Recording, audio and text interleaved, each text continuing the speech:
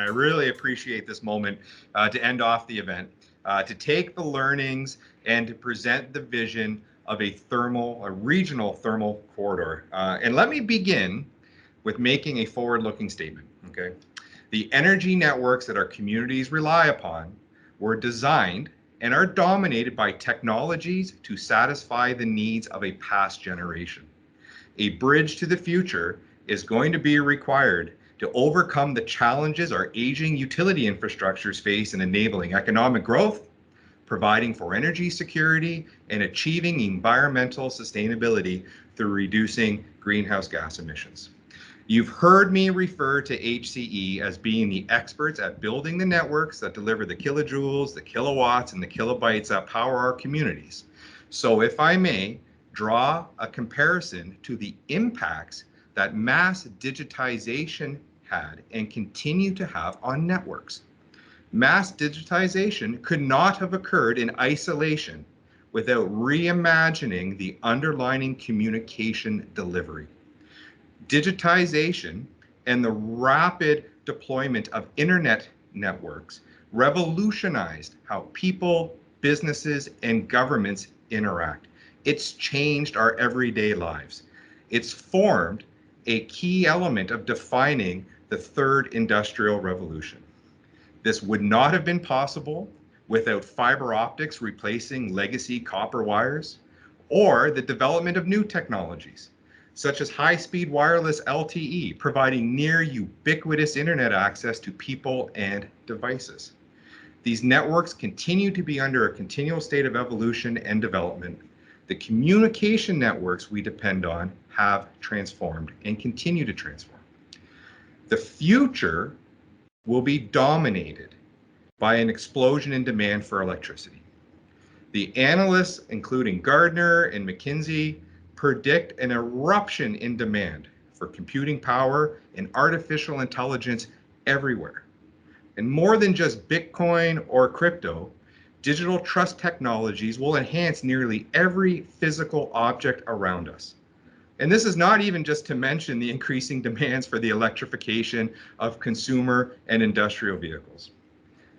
Simply stated, mass digitization leads to mass electrification. For example, in Ontario, we are seeing electrical consumption of single data centers exceeding the combined electrical demands of entire municipalities, right? Imagine the heat these data centers emit. Imagine if they could be connected to a thermal energy market.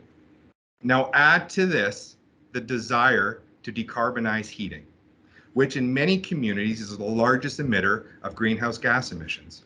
And it becomes clear that energy networks, just as communication networks, need to transform. But unlike communication networks, where the internet became the principal utility in enabling the distribution of digital technologies, the energy networks of the future are going to require an ecosystem of interconnected technologies to deliver growth, security, and sustainability.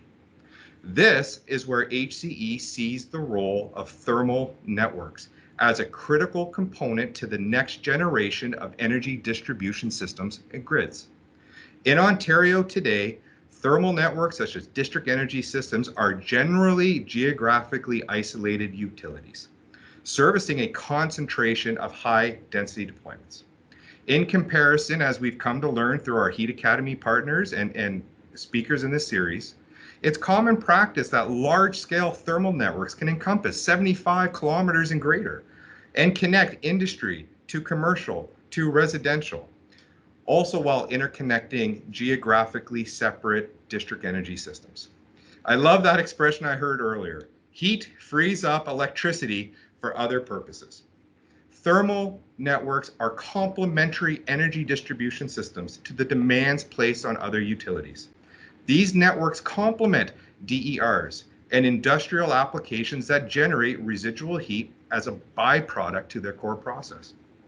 Economies of scale will come from creating a market for this residual heat through creating a thermal corridor that connects heat producers to consumers.